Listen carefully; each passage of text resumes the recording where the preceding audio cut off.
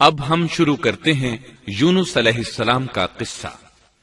یونس علیہ السلام ایک عظیم اور کریم نبی تھے۔ ان کا قصہ قرآن کریم میں ایک انوکھا قصہ ہے۔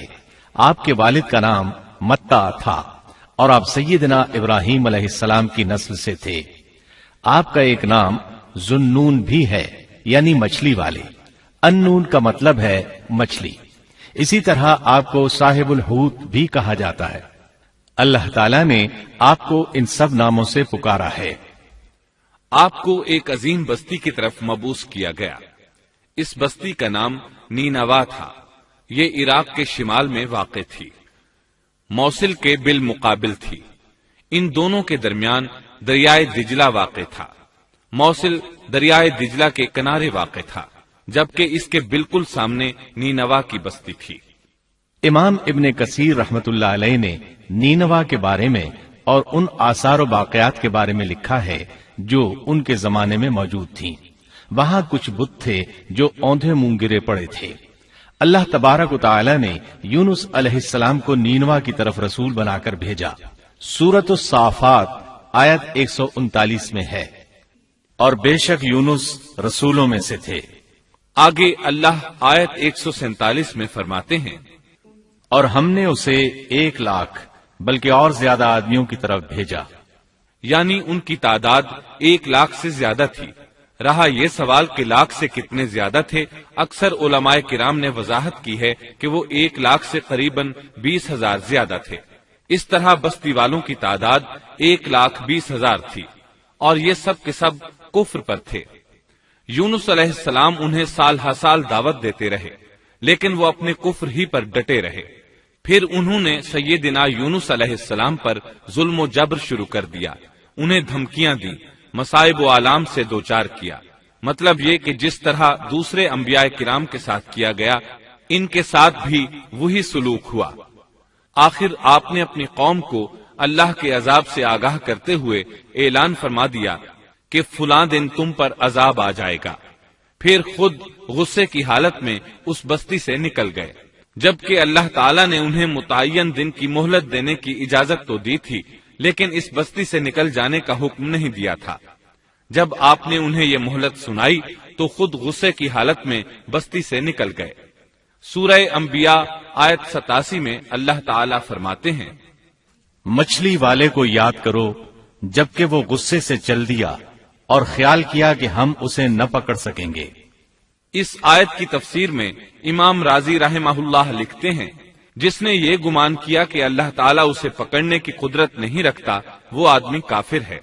سیدنا امیر معاویہ رضی اللہ عنہ سے روایت ہے، انہوں نے سیدنا ابن عباس رضی اللہ عنہما سے کہا، آج رات قرآن کریم کی چند آیات کے معانی میں الجھ کر رہ گیا ہوں۔ مجھے کوئی راستہ سجھائی نہیں دے رہا کہ اس الجھن سے کس طرح نکلوں۔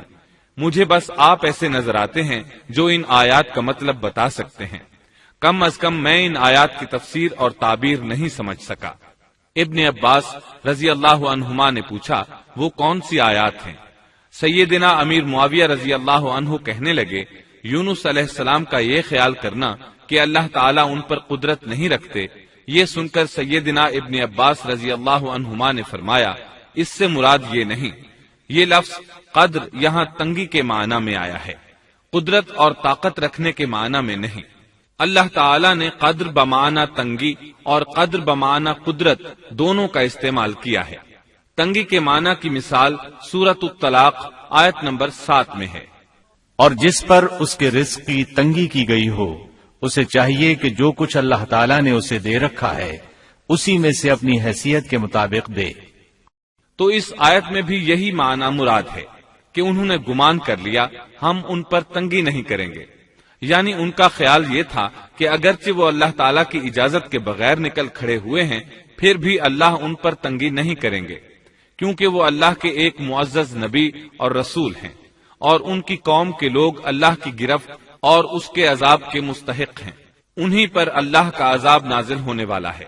اس عذاب کی خبر انہیں پہلے ہی سنا دی گئی ہے اور مہلت دے دی گئی ہے، مگر وہ خود اگرچہ اللہ کی اجازت کے بغیر ہی چلے آئے ہیں، پھر بھی انہیں سرزنش نہیں کی جائے گی اور وہ کسی گرفت میں نہیں آئیں گے۔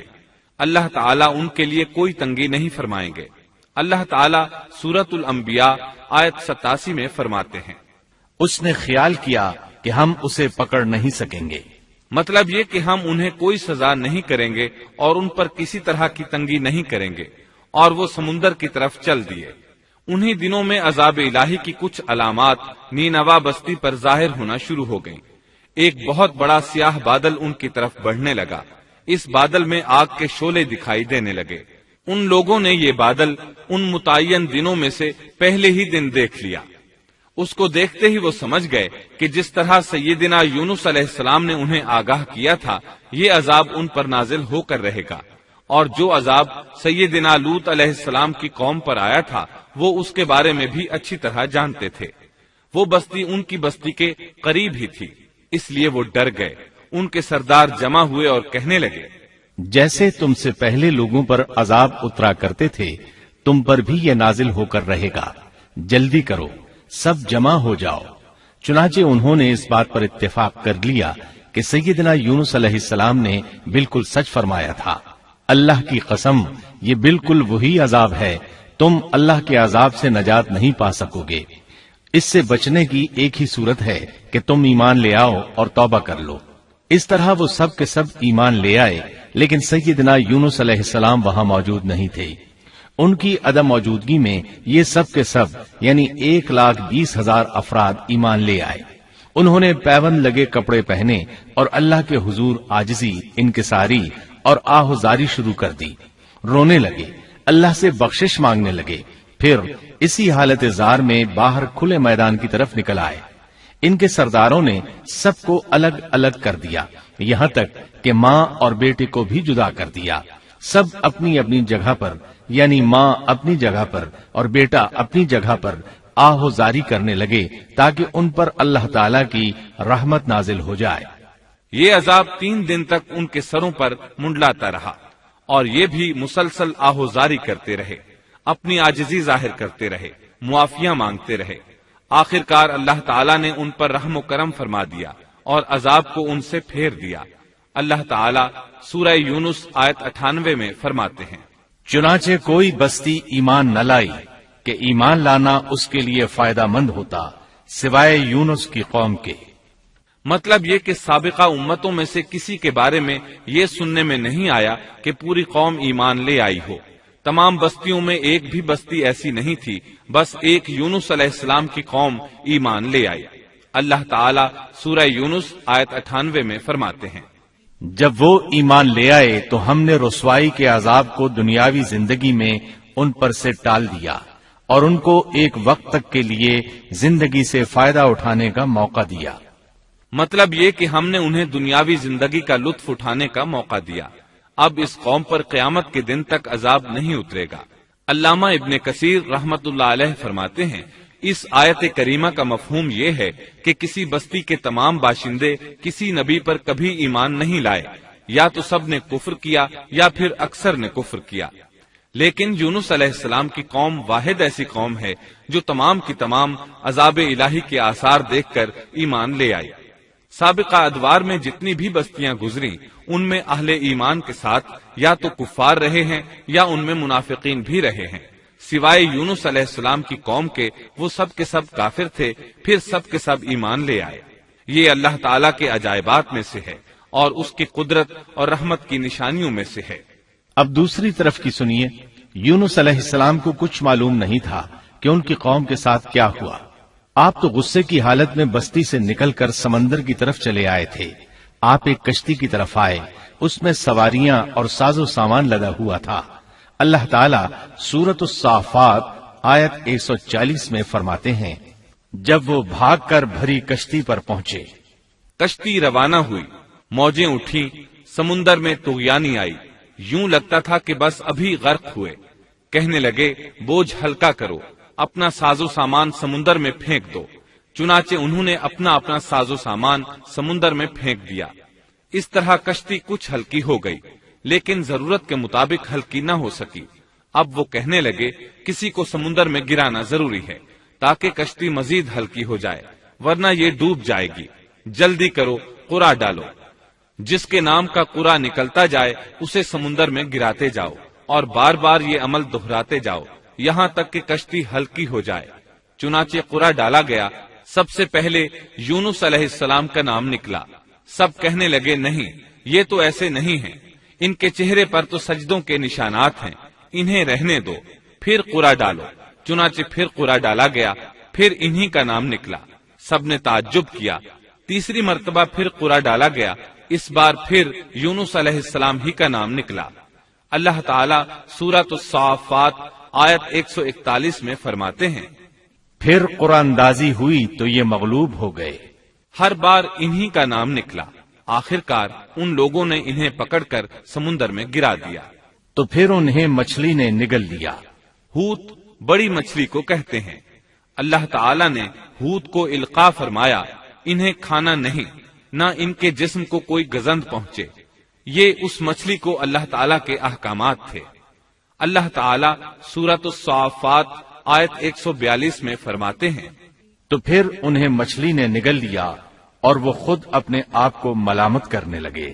یعنی وہ سمجھ گئے کہ بار بار جو ان کا نام قرآن اندازی میں نکلتا رہا ہے تو وہی مقصود ہیں، چنانچہ خود کو ملامت کرنے لگے، اور یہ ملامت توبہ کی ابتدا ہے کہ انسان خود کو ملامت کرتا ہے۔